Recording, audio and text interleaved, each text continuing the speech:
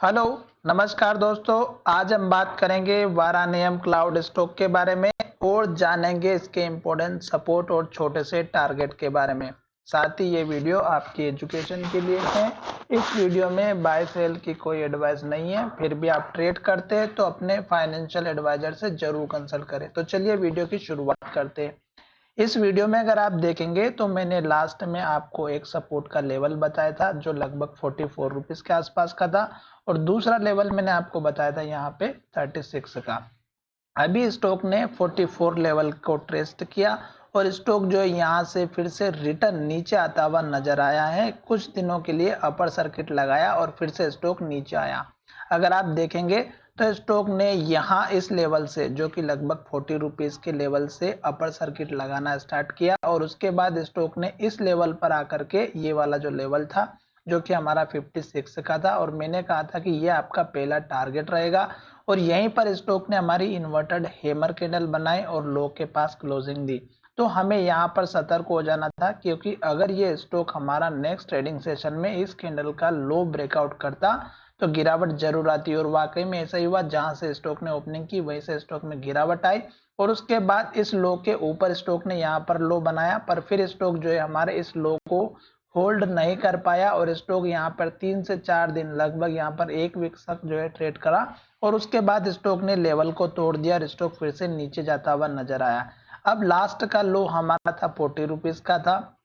अब अगर स्टॉक हमारा धीरे धीरे फिर से नीचे आ रहा है और स्टॉक हमारे इस लेवल को तोड़ता है तो स्टॉक में 36 का लेवल देखने को जरूर मिलेगा। साथ ही स्टॉक में अगर आप देखेंगे तो जब तक स्टॉक रेड कैंडल बनाएगी, लो बनाएगा, तब तक आपको एंट्री नहीं लेना है। अगर आपने यहाँ पर एंट्री ली है तो मुझे लगता है कि इस लेवल के आसपास आपने अपना प्रॉफिट बुक किया होगा, और मैंने आपसे कहा था कि अगर स्टॉक इस लेवल के ऊपर क्लोजिंग देगा तो स्टॉक ऊपर जाकर के फिर हमारा इस कैंडल का जो लो था ये आपका टारगेट रहेगा 67 का, फिर इस कैंडल का हाई जो कि 75 का था, और उसके बाद आपके ऊपर के टारगेट रहेंगे। पर स्टॉक ने यहाँ जाकर के इन्वर्टेड हैमर कैंडल बनाई और स्टॉक फिर से धीरे धीरे नीचे आता हुआ नजर आया। स्टॉक ने यहाँ पर संभलने की कोशिश भी की, हैमर कैंडल भी बनाए, पर स्टॉक जो है यहाँ से ऊपर नहीं जा पाया इस कैंडल के लो के पास से, और यहीं से स्टॉक ने गिरावट दिखाई, और यहीं पर फिर से स्टॉक ने एक इन्वर्टेड हैमर कैंडल बनाई, और उसी के बाद स्टॉक 4 दिन तक जो है रेड कैंडल बनाते हुए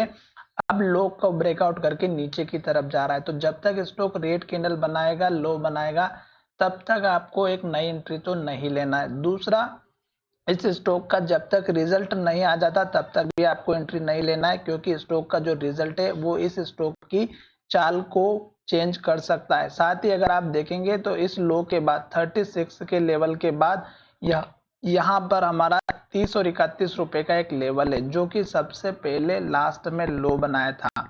अब ये लेवल तक स्टॉक जरूर टेस्ट कर सकता है। अगर वो लेवल टूटता है तो फिलहाल स्टॉक में अप मूवमेंट के चांसेस बहुत कम दिखाई दे रहे हैं। उसका रीजन यहाँ पर ये है कि स्टॉक जब यहाँ से ऊपर जाने के लिए तैयार हुआ था और जब नीचे आया था तो स्टॉक ने ये जो लो बनाया था 46 का था, और स्टॉक ने यहाँ से ही ऊपर अगर जाता तो स्टॉक इस लेवल को ब्रेक करता और ऊपर चला जाता, पर स्टॉक ने इस लेवल को तोड़ दिया और स्टॉक में फिर से सेलिंग प्रेशर दिखाई दे रहा है। अगर हम वीकली चार्ट की बात करते हैं तो वीकली चार्ट में भी आप देखेंगे तो स्टॉक फिर से हमारा जो है रेड कैंडल बनाते हुए लो की तरफ क्लोजिंग देता हुआ नजर आ रहा है, और इस वीक में भी अगर कैंडल हमारी रेड कैंडल बना करके लो की तरफ क्लोजिंग देगा तो स्टॉक में गिरावट देखने को मिल सकती है। अगर स्टॉक यहाँ से ऊपर की तरफ चला भी जाता है तो एक ज्यादा बड़ा मूवमेंट देखने को नहीं मिलेगा, क्योंकि जो 56 का लेवल है वो हमारा बहुत ही स्ट्रॉन्ग लेवल है जहां से स्टॉक में सेलिंग प्रेशर देखने को मिला है डेली चार्ट के बेसिस पे। और साथ ही अगर आप देखेंगे तो ये जो 56 57 का जो लेवल है ये एक ऐसा रेजिस्टेंस लेवल है जो स्टॉक को ऊपर नहीं जाने दे रहा है। अगर आप यहाँ पर भी देखेंगे तो एक दिन बहुत ज्यादा बाइंग भी आई थी और स्टॉक ने हाई के पास क्लोजिंग दी, पर नेक्स्ट ट्रेडिंग सेशन में फिर से ऊपर गया स्टॉक और नीचे आ गया और लो के पास क्लोजिंग दे दी। तो इसका मतलब ये हुआ कि यहाँ पर सेलिंग प्रेशर बहुत ज्यादा लगा हुआ था जिसकी वजह से स्टॉक नीचे आ गया। तो चलिए वीडियो कहीं विराम करते हैं। धन्यवाद, मिलेंगे नए वीडियो में।